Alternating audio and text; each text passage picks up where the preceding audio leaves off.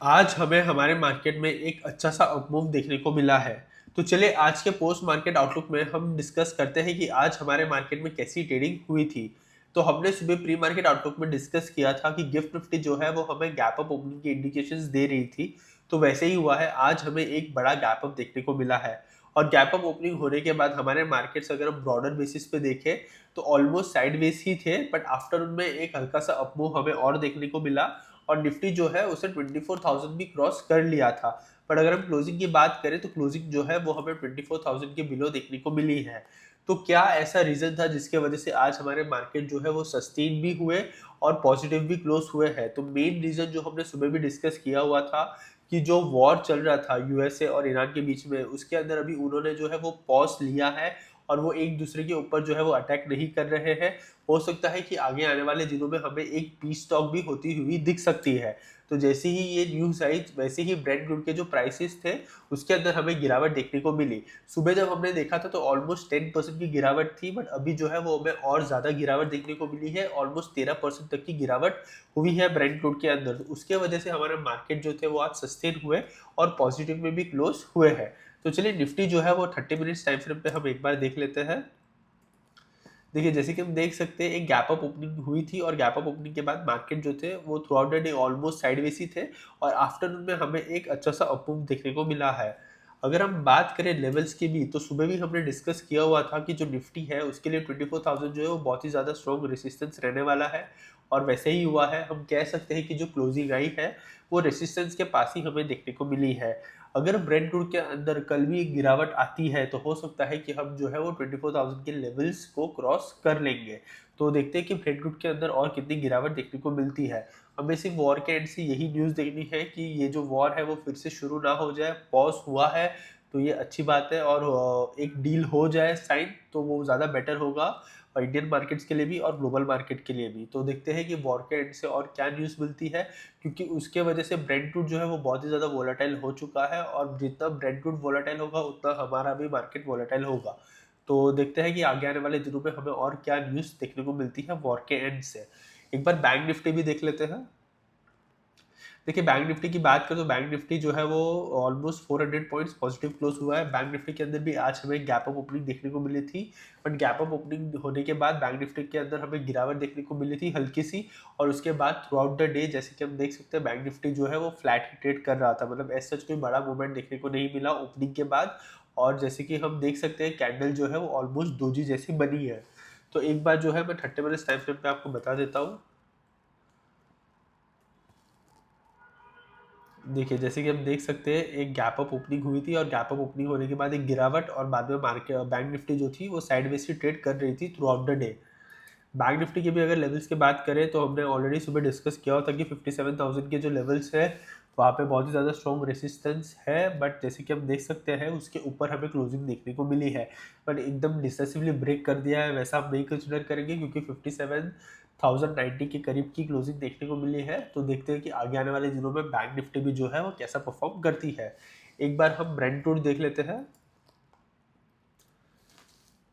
देखिए Brent crude की बात करें तो जैसे कि हम देख सकते हैं नियरली 13% का फॉल हमें देखने को मिल रहा है और 100 ईएमए के नीचे आ चुका है और ऑलमोस्ट 85.92 के करीब ट्रेड कर रहा है ब्रेंट क्रूड। जब हमने सुबह देखा था तब ऑलमोस्ट 88 के करीब ट्रेड कर रहा था। तो हम कह सकते हैं कि और 3-4 पॉइंट्स का फॉल हमें देखने को मिला है ब्रेंट क्रूड के अंदर। सुबह के ट्रेडिंग सेशन में जब हमने देखा था तब 100 ईएमए के ऊपर था। अभी जैसे कि हम देख सकते हैं 100 और 200 ईएमए के बीच में आ गया है। एक बार अगर ये फिर से 200 ईएमए ब्रेक कर दे और नीचे ट्रेड करने लगे तो ये जो होगा एक अच्छी न्यूज़ होगी हमारे मार्केट के लिए भी और ग्लोबल मार्केट के लिए भी। तो देखते हैं कि ब्रेंट क्रूड जो है वो आगे आने वाले दिनों में कैसा ट्रेड करता है। एक बार यूएसडी आईएनआर भी देख लेते हैं। देखिए यूएसडी आईएनआर की अगर हम बात करें तो रुपी जो है वो आज अप्रिशिएट हुआ है ऑलमोस्ट 0.7% जितना। और ये काफ़ी अच्छी न्यूज़ है क्योंकि ब्रेंट क्रूड के प्राइसेस के अंदर गिरावट आई तो हमारे रुपी को जो है वो एक राहत मिली और उसके अंदर भी जो है हमें एक अच्छे से गिरावट देखने को मिली है। और जैसे कि लेवल्स की भी अगर हम बात करें तो 95.80 पे बहुत ही ज़्यादा स्ट्रॉन्ग सपोर्ट है।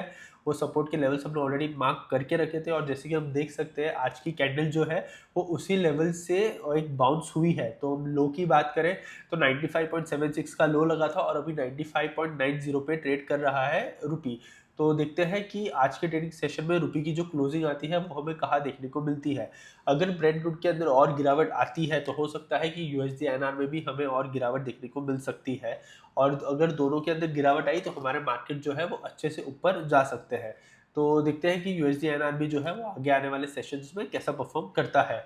अगर मैं सेक्टर टू फोकस की बात करूँ या बेस्ट परफॉर्मिंग सेक्टर की बात करूँ आज की, और वर्स्ट परफॉर्मिंग सेक्टर की बात करें, तो आज ऐसा एक भी सेक्टर नहीं है जो नेगेटिव में क्लोज हुआ है। सारे के सारे सेक्टर्स जो है वो पॉजिटिव में ही क्लोज हुए हैं। और अगर मैं आज के बेस्ट परफॉर्मिंग सेक्टर की बात करूँ तो आज का बेस्ट परफॉर्मिंग सेक्टर है आईटी सेक्टर। आईटी सेक्टर जो है वो 2.34% पॉजिटिव क्लोज हुआ है। तो देखते हैं कि आगे आने वाले दिनों में आईटी सेक्टर भी जो है वो कैसा परफॉर्म करता है। एक सपोर्ट था 26,000 का, वहां से एक अच्छा सा बाउंस बैक देखने को मिला है। ऑलमोस्ट 2,500 पॉइंट वहां से निफ्टी आईटी ने कवर किए हैं, ऐसा हम कह सकते हैं कि लो से ऑलमोस्ट 2,500 पॉइंट अभी निफ्टी आईटी ऊपर है। और अगर हम वर्स्ट परफॉर्मिंग सेक्टर की बात करें तो सारे के सेक्टर्स जो है वो पॉजिटिव में ही क्लोज हुए हैं, तो एज सच कोई वर्स्ट परफॉर्मिंग सेक्टर आज के दिन में हमें मिला नहीं है देखने को। अगर हम बात करें तो सुबह हमने डिस्कस किया था कि पीएसयू बैंक्स के ऊपर भी ध्यान रखेंगे, तो पीएसयू बैंक भी जो है वो 0.22% पॉजिटिव क्लोज हुआ है। और जैसे कि हम देख सकते हैं यहाँ पे क्लोजिंग जो आई है वो 100 और 200 ईएमए के बीच में आई है। तो देखते हैं कि आगे आने वाले दिनों में पीएसयू बैंक्स भी जो है वो कैसा परफॉर्म करते हैं। तो चलिए एक बार जो है वो हम एफआईआई डीआई का डेटा देख लेते हैं।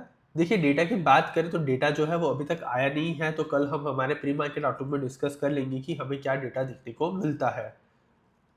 अगर मैं अमेरिकन मार्केट्स के फ्यूचर की बात करूं तो जो फ्यूचर्स है वो ऑल नियरली 1% जो है वो पॉजिटिव ट्रेड कर रहे हैं। तो आज जो है वो हमें एक गैप अप ओपनिंग देखने को मिलेगी अमेरिकन मार्केट्स में भी, और देखते हैं कि ओपनिंग के बाद उनके मार्केट्स जो है वो कैसा परफॉर्म करते हैं।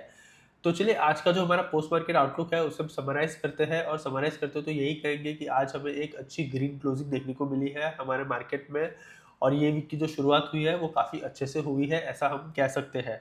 और अगर हम बात करें कि small cap, mid cap, micro cap, ये तीनों इंडेक्स ने भी जो है वो काफ़ी अच्छा परफॉर्म किया है।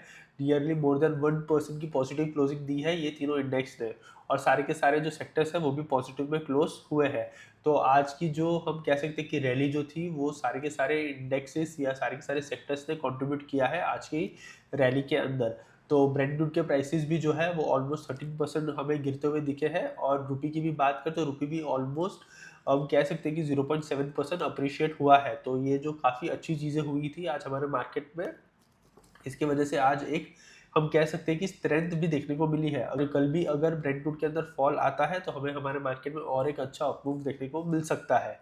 तो चलिए देखते हैं कि आगे आने वाले दिनों में ब्रेंट क्रूड जो है वो कैसा परफॉर्म करता है, और ब्रेंट क्रूड की वजह से हमारे मार्केट्स भी जो है वो कैसे रिएक्ट करते हैं। तो चलिए यही थी हमारी पोस्ट मार्केट आउटलुक की एनालिसिस। अगर आपको ये वीडियो अच्छा लगा है तो please like, share and subscribe, and thank you for watching.